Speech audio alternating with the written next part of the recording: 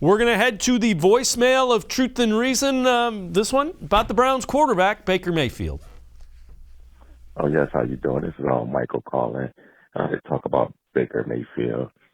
I just don't understand why our Cleveland reporters like y'all are scared to say what the problem really is.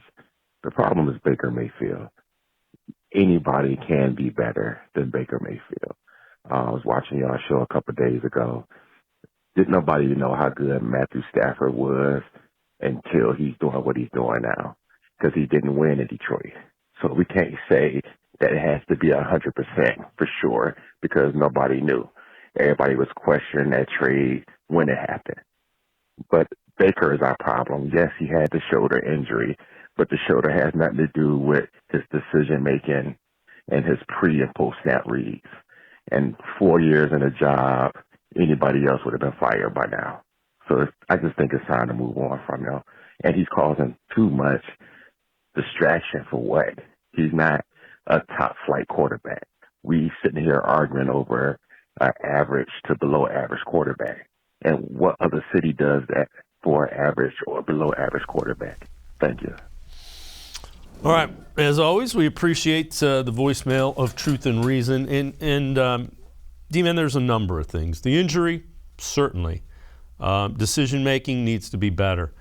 The wide receiving core needs to be a whole lot better. And I'm one of the guys that was guilty of thinking it was going to be a whole lot better than it was. And quite honestly, the play calling needs to be better. The scheme needs to alter towards passing a little bit more. But there's a number of things. It's not all Baker Mayfield's fault. It is partly Baker Mayfield's fault. I don't know how much. That's the question. That's true. A lot to unpack from the voicemail of Truth and Reason, and well thought out call with a lot of opinions and a lot of assessments. But a couple that stuck out to me. Number one, I don't think anybody in the Cleveland media is afraid to say that Baker Mayfield is the problem. I know plenty of people who have said it in the Cleveland media. I've said that Baker Mayfield was part of the problem, but I don't think he's exclusively the problem. But that's not me being afraid to say that. That's me saying what Dave, you just mentioned, that there are other slices to the blame pie. And as far as the left shoulder injury not affecting the pre and at snap reads, okay, I'll listen to that, but I won't quite listen to the left shoulder shouldn't affect his thought process as he's dropping back to pass, because I do think that his accuracy was compromised by that lead shoulder being as injured as it was. And when your accuracy is not there, you are going to hesitate to throw passes you otherwise would have thrown. And so I think, yes, it is baked into the cake a little bit. That said, I do not want to sound like an excuse maker for Baker Mayfield. I never have been. The bottom line with Baker in 2021 is he was one of the worst quarterbacks in the NFL by virtually all metrics. And here's the key, Dave. When you make the decision, or the team decides with you that you are going to play, once you play, you are judged by your performance on the field. You can't sit there and say, well, you know what, I played, but I was banged up. I played, but I had this injury or that injury. No. That's not how the NFL works, because 99.9% of these guys go out there with injuries, virtually from the start of the season.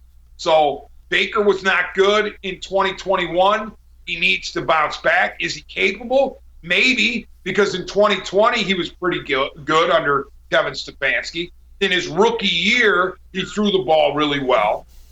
But there are, the 2019 and 2021 seasons that make you worry. So I don't know what we're going to get out of Baker Mayfield next year. And anybody who says they do, I think is a little misguided. Who knows? I think the Browns think he can be better. The other thing that I'll say, and we'll move on to this trade scenario thing in a minute, I think he got to the point where he was not trusting what he saw. So it was delaying everything, and that was the real problem. Is this guy's open? Is he really open? And I think his confidence took a hit. I really think that was it. Dave, I agree with you. And let me add one quick thing. I do wonder about Baker at the line of scrimmage, okay, or when he's in shotgun or pistol. I wonder about what he sees pre-snap, because how many times in his 4 years have we seen him audible? I can't recall more than 2 or 3 times, if that, where clearly he was changing a play. And I'm not saying that, you have to change plays all the time, but I wonder if he sees what he's supposed to see. Am I saying it's easy to be quarterback in the NFL? Absolutely not. I can't even imagine how difficult it is.